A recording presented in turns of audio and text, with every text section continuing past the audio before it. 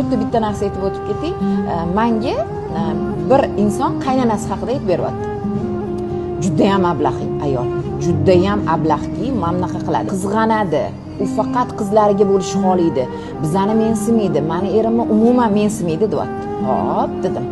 Endi qarang dedim. Siz qaynonangizni o'sha holatda ko'rgansiz. Xuddi o'sha holatda yana qaysi ayollarni tanigansiz dedim. Eslab turib aytibdi. Meni deyapti.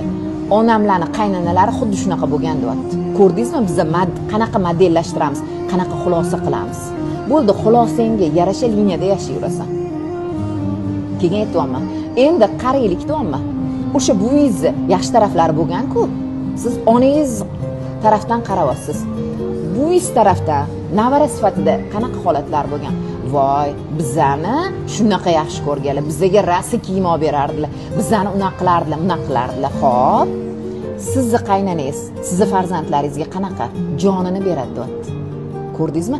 Biz insonlarni qaysi tarafdan qanaqa ko'rishimizga ham bog'liq. Shuning uchun xulosani o'zgartirishimiz kerak. O'zgartiring. Xulosangizni o'zgartirgan saringizcha boshqacha yashaysiz, mazza qilib yashaysiz.